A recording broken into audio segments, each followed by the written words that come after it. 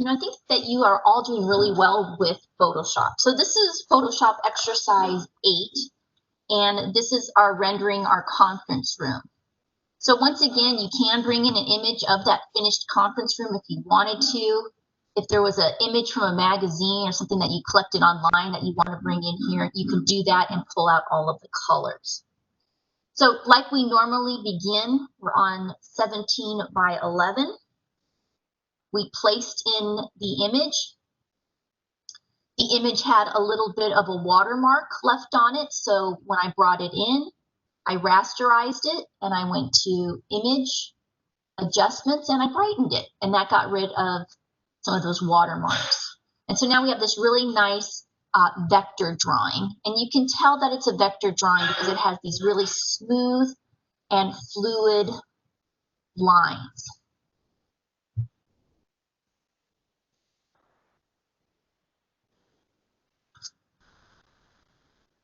So let's just kind of start back to where we left off in the last exercise.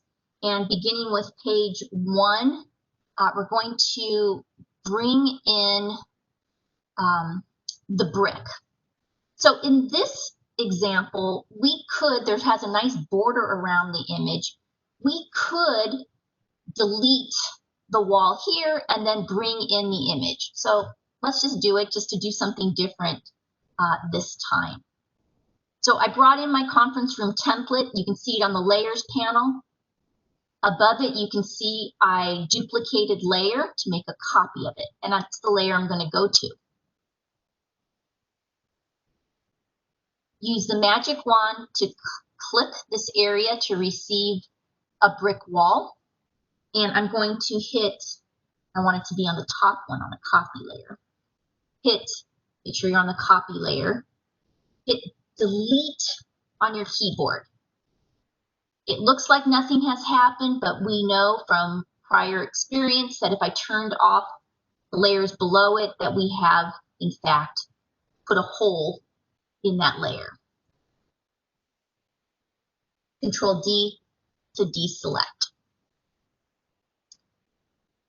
Next, I'm going to go ahead and follow the same steps that we did before and bring in a brick wall. To do that, File, Place Embedded, bring in either brick image that you like, move it to the back area, fill in what would be the ceiling height. So if it's an 8-foot ceiling or a 9-foot ceiling, you're going to bring that back there.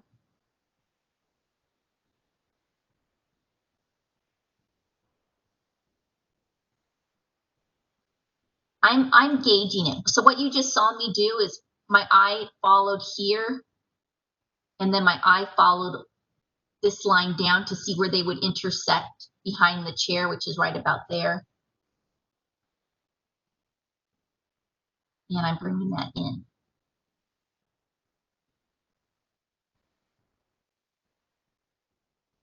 Next, hit Edit, Transform. So I didn't hit Enter on my keyboard, so we can move right into the next step, but I'm just showing you different ways. We can move right into perspective, grab the right handle, and pull up. So it's really very severe. It's a really strong angle. It actually even goes off the page.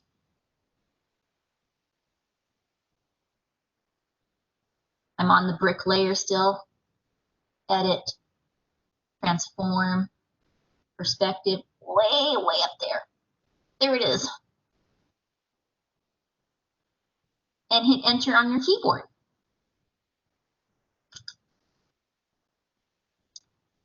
I'm going to rasterize my layer. And for this exercise, I'm going to go ahead and bring it behind the cutout. So I did pretty well, but I can see right here at the bottom that my perspective isn't following the floor line.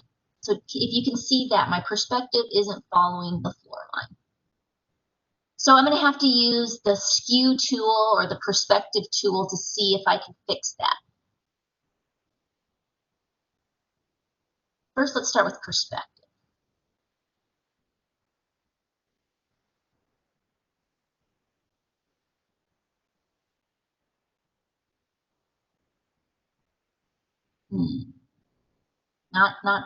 Not feeling it. And let's see if I can skew it.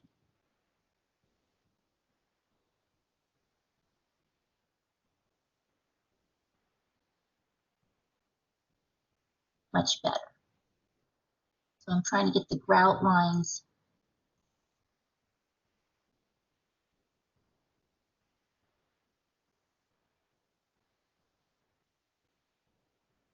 All right, so did you see, I was trying to get this to follow the bottom of the baseboard a bit, and I think I've been pretty successful, as successful as I'm going to get. And then I'll hit enter on my keyboard. Questions?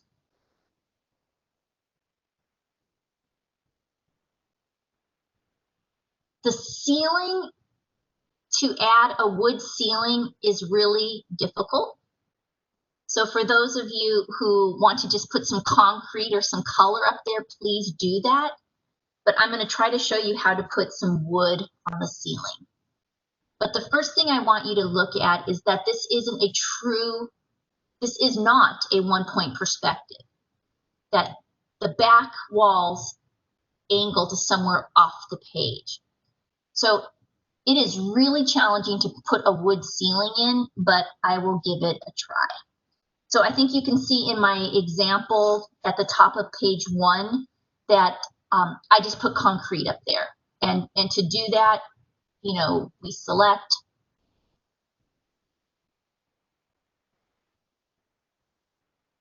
we bring in some concrete. I have that pattern already in my library.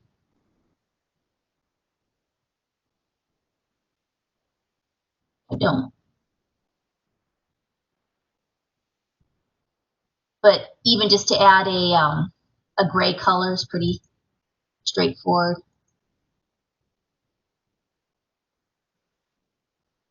So you can do that and then use the dodge and burn tool if you wanted to go in that direction. But we're going to go ahead and try wood. And I think, Lauren, you're going to try wood. So if this is the slope of the ceiling, right, you can see that's the angle of the ceiling. That means that the wood paneling is going to slope that way over here too. It's going to go to a far left vanishing point.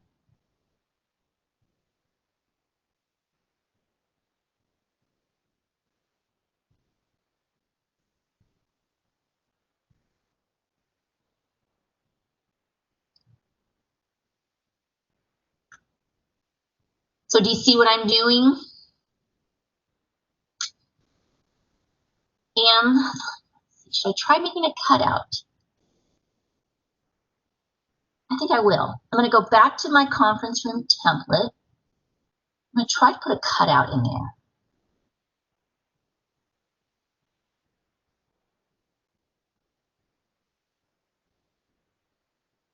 And I'm going to hit delete on my keyboard. I'm going to go back up to the top. And now I'm going to place in some wood. File, place embedded, one of those wonderful woods that we have.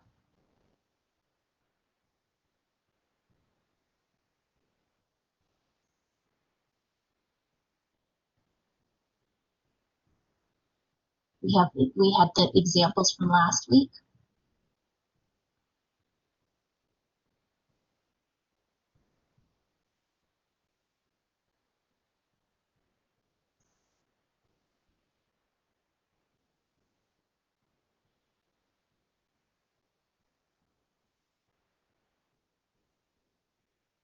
So in this case, you're going to bring it to the back.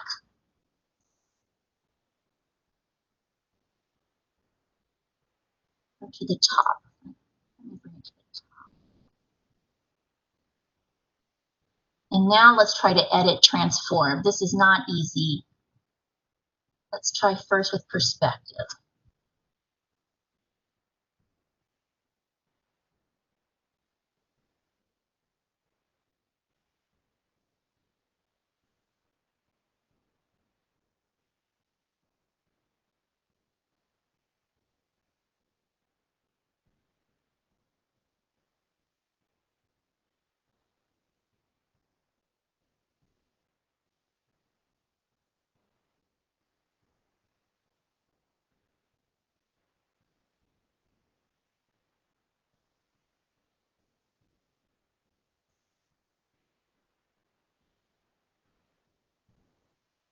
So this is the Skew Tool. I think I'm a little more successful with the Skew Tool than I was before with that Perspective tool.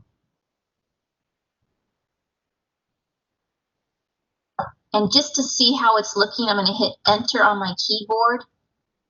I'm going to rasterize it, and I'm going to place it under that opening. I'll have to erase right here. Actually, that doesn't look too bad.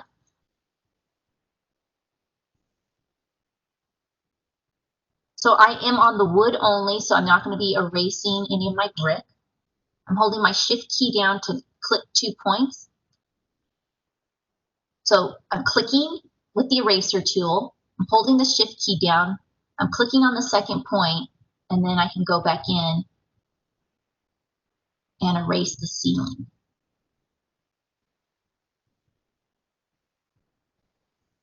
So there's really not perfect instructions for y'all for that one.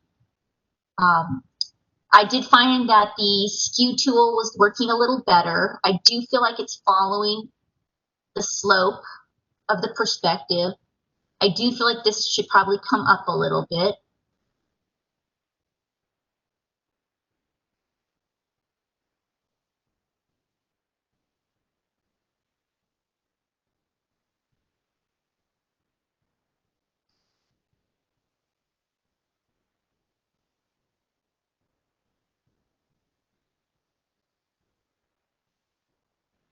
And then clean up again.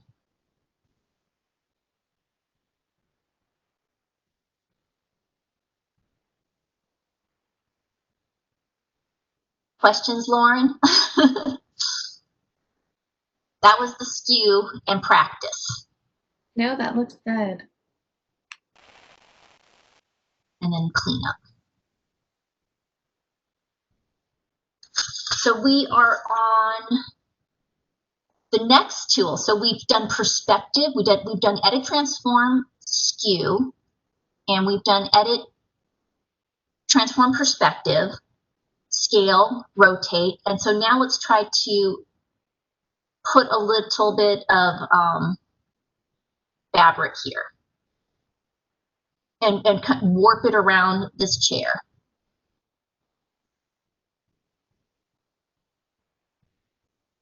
So I'm going to bring in the stripe, even though I'm showing green.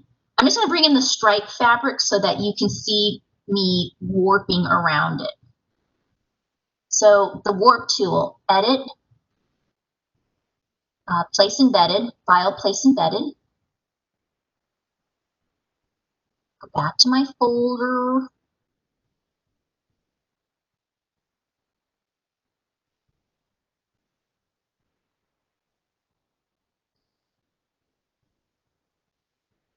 So I've given you some nice lime green felt, wool felt that would have been really popular in these 1950s chairs, but just so you can really see the warp.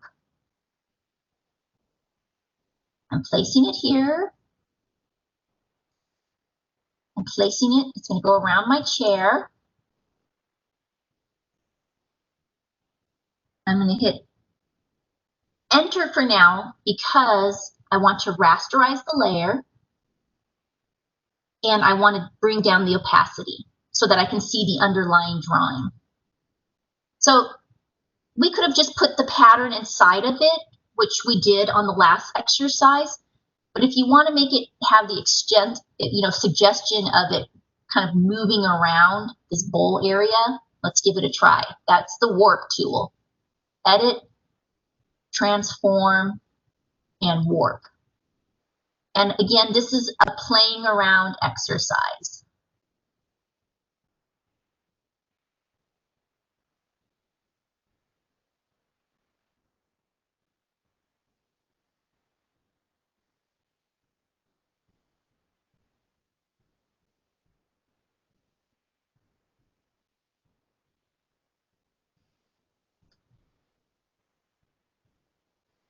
And then you have to, on the layer that you brought it in, once it's rasterized, you can zoom in very carefully. I'm not going to zoom in because of the sake of time.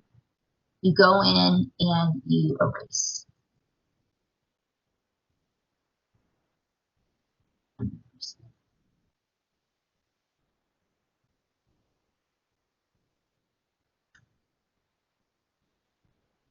So what I was just doing there, I was you saw that I was having trouble resizing this.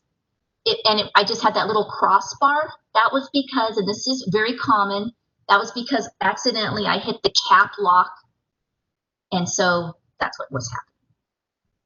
So you're just going to go through and you're going to erase it all.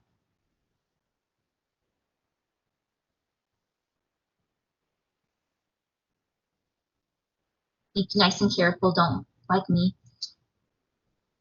If you do a large area of eraser, lift your hand off of the mouse, because that way if you accidentally come into your drawing, you can edit and undo that part of the eraser. You don't have to start over again.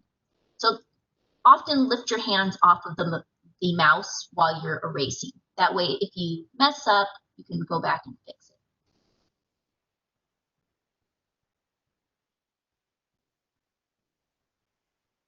So clearly I messed up on that edge there, but for demonstration. So now let's put the opacity back up. And you can begin to see the suggestion that it's moving around the chair rather than just flat.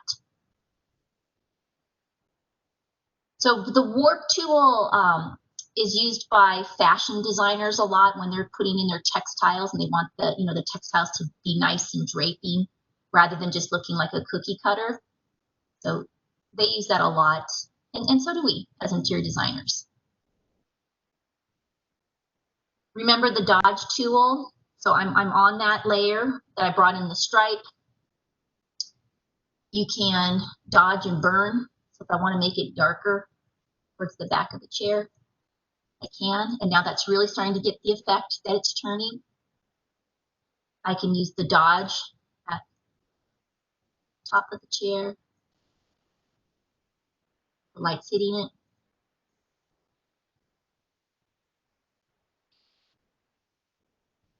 Questions?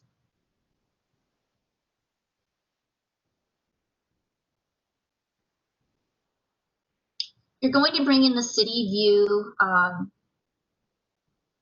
You can delete the windows and bring it towards the back again. I think it's actually easier just to paste it in and then just use the eraser tool to bring back your lines. So I'm going to do that very quickly. File, place embedded, bring in the image, place. I'm in here. We have this. So if you did the cutout, you can just bring your image behind it. You don't have to skew the drawing. That's kind of nice.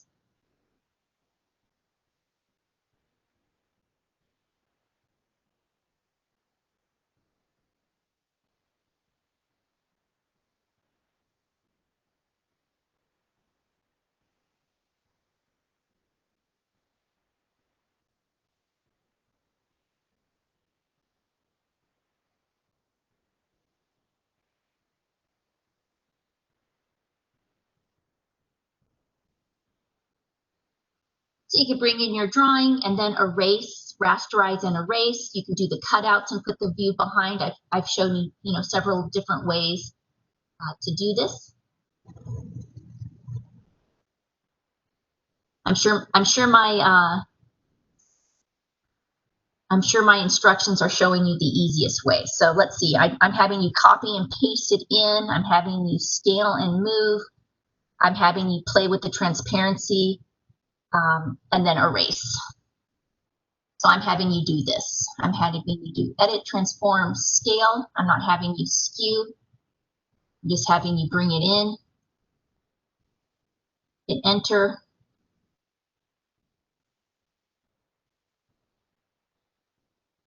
Set the transparency. And then I'm having you go in with the eraser.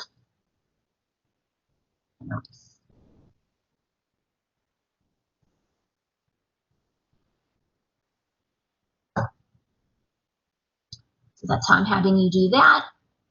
I actually think it looks a little nicer not to have it completely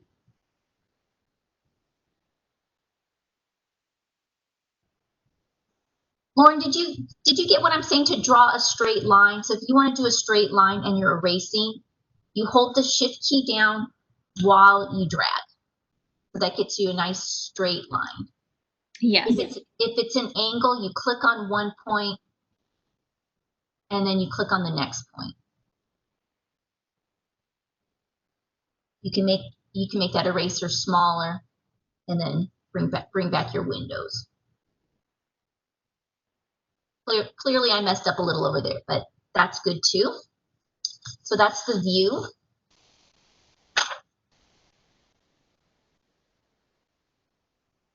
You know how to add color. And on page 3, how to add concrete. You're going to place each of these on its own layer. That way it won't affect the other layers. So if we want to do a nice little concrete layer, we'll call it concrete. We'll select it. You might have to zoom in and go between all of these very scary points. I'm not going to do all of them, but you can see I'm coming through there.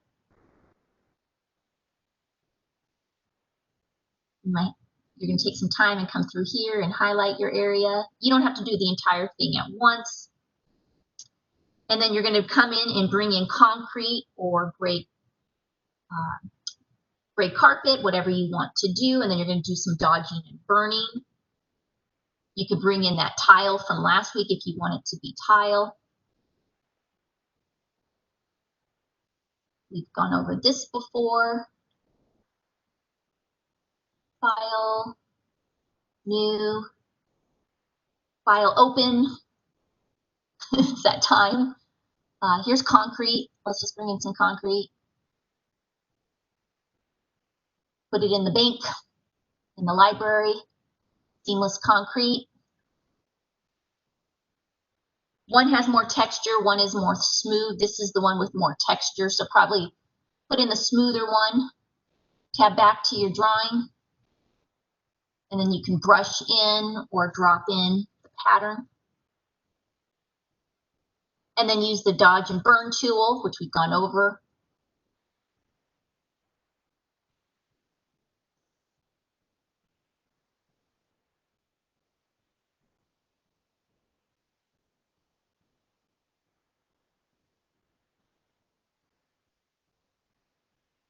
So you're going to want to make sure that you catch all those nice little areas. But I just brought in some concrete, and to make it look a little more realistic, I'm going to use the burn tool to add some depth up in front, a little lighter maybe towards the back. So I have it on flow. Let's see. 50.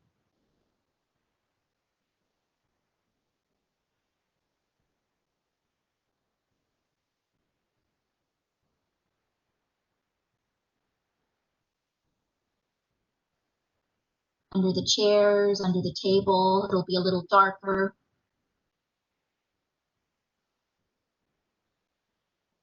So you just asked me what I did. That was a single click, and now that's my double click. So now it's going back and doing more darkening. So my first one was very even. I kept my finger on, and then if you want to bring it back in a little more, you can do that. And then the opposite will be the dodge tool. So for example, maybe there's some highlights coming down from the window. Back there. You can change your brush size so that there's some streaks.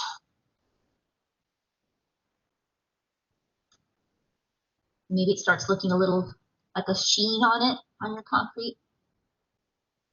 So that's page 3. Adding shade, shadow, and highlight and reflection, that's the final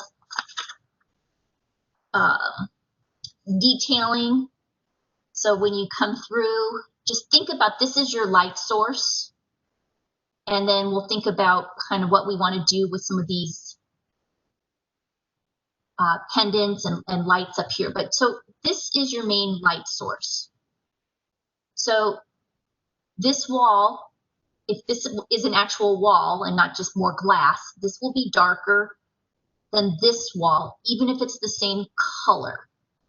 So this is something to remember. We go over this in our drawing classes, that the wall with the light source, like the door or the window, that wall is darker because there's no light hitting it.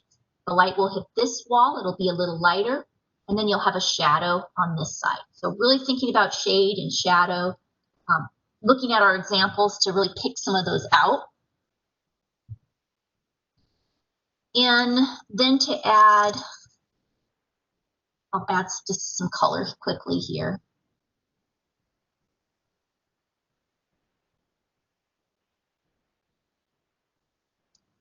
I need to be on a new layer. Won't let me do it on that pattern layer. Ooh.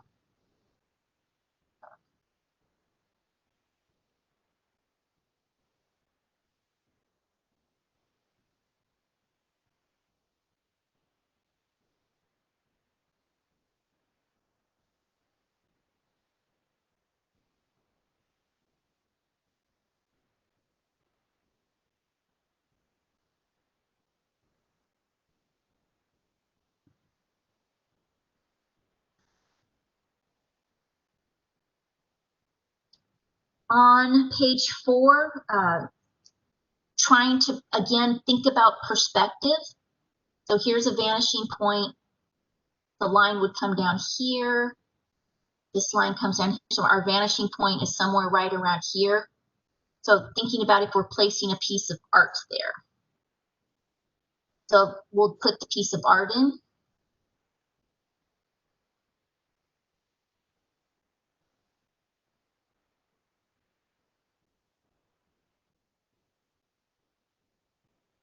I'm going to try the perspective tip again.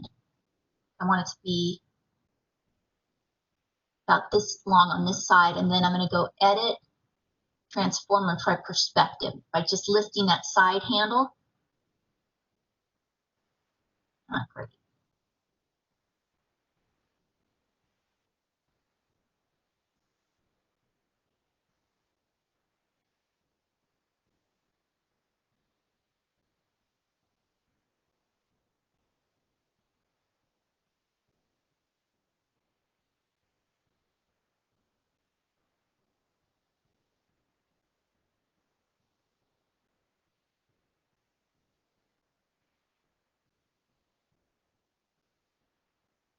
So I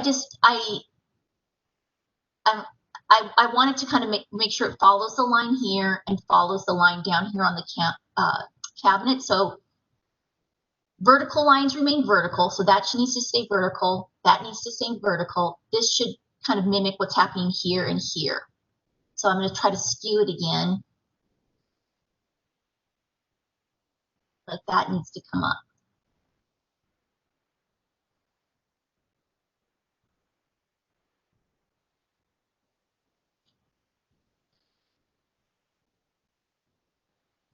I'm rasterizing the layer.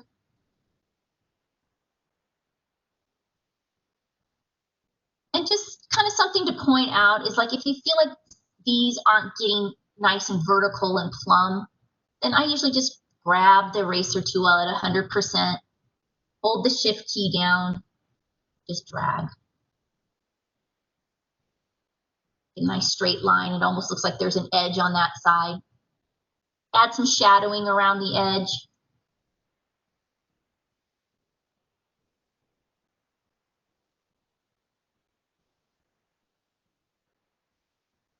New layer or on my color layer.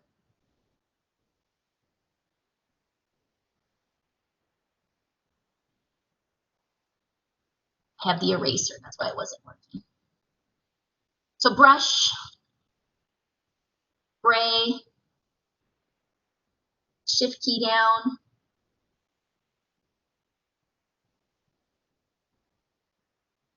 I want to give it some definition.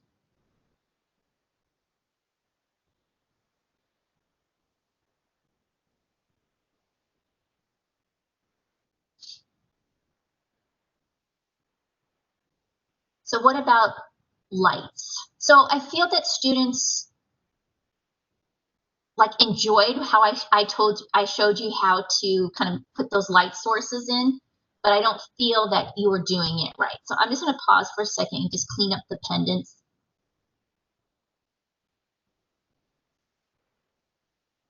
So I would like to go over putting that light in, because I really like that most of you did that in the floor plans, but I just think there's a little bit of finesse that we can get to before we leave our Photoshop section. So create a new layer that's called light or sunshine, whatever words help you know what layer we're on. And so I just went in, I have my pendant light highlighted. I made it black. One side's darker than the other so that you can kind of show that it's like a glossy metal. Control D, deselects. Next, I'm going to go in and select the interior of that, and I'm going to pick out a yellow.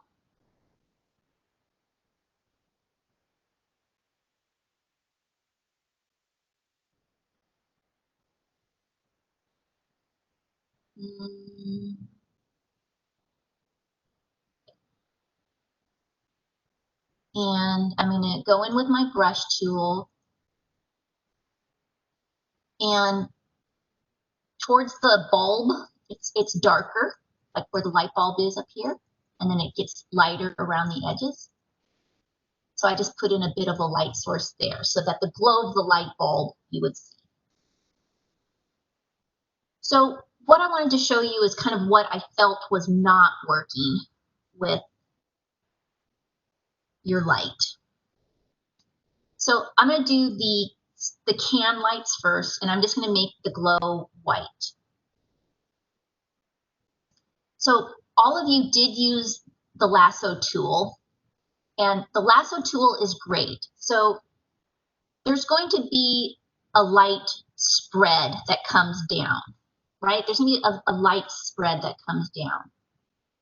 So you're going to want to make those angles equal on all of the can lights. So I'll just do this one for example. I'm going to go across here, click, click, angle, and I go really far out, and that's what I think I confused you last time. I go really far out, but I don't apply color to this harsh edge. So instead, I get a soft brush with soft versus hard. I make my opacity like 25%. I make my brush huge, like this. So I'm going to click once, and you're going to see I'm going to have a nice soft brush rather than a harsh brush. It's only going to go into that area that's selected. I could lift it up if I want and do it a second one, or come over here. But that was just a click. And so when I do Control D, it's just very subtle. So I was feeling like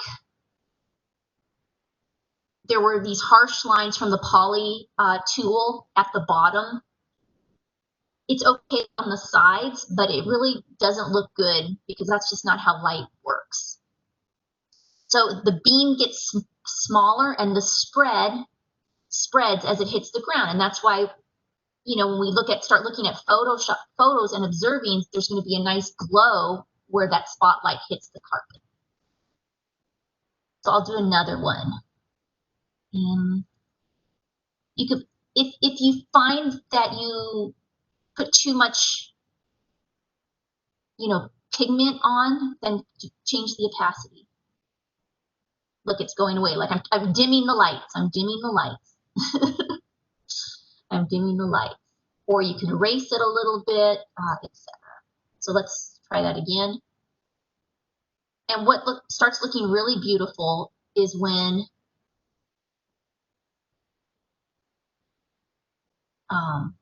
these light sources start overlapping each other.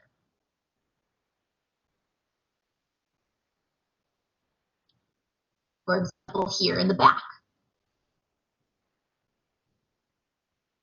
It's gonna hit the wall.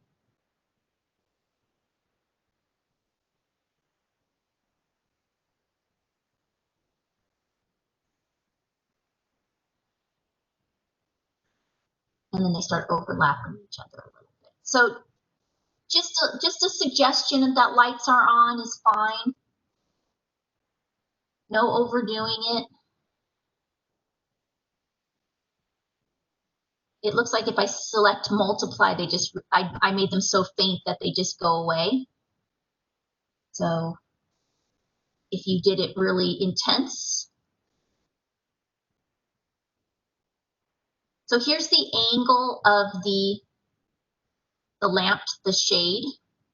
So that's kind of the angle that light will come down.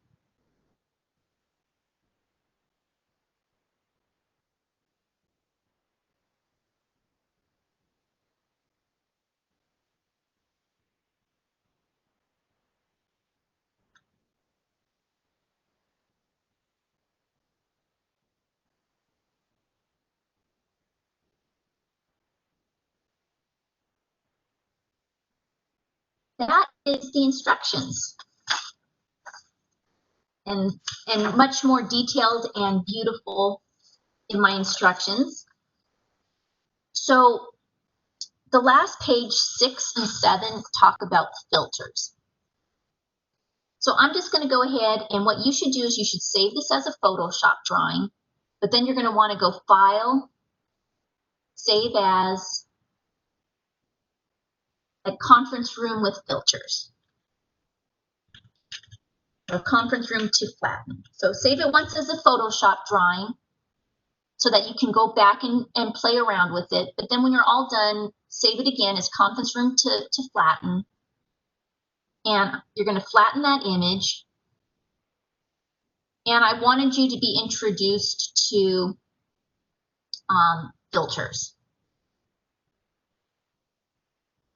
So sometimes you don't want your image to look photorealistic, and sometimes you do. So just playing around with filters sometimes are pretty fun. In Photoshop, there's some filters. Plus, there are several plugins or filter plugins that you can add into Photoshop. So just like last week, we added a bunch of swatches. You can also add in these different filters to your and brushes and all kinds of things for free into Photoshop. But let's just use the ones that are here. Filter, and we have our filter gallery and artistic. I've given you a few that are used quite a bit. Dry brush, poster edges. So I'll just do poster edges. You can adjust the intensity of that. And we'll take a look.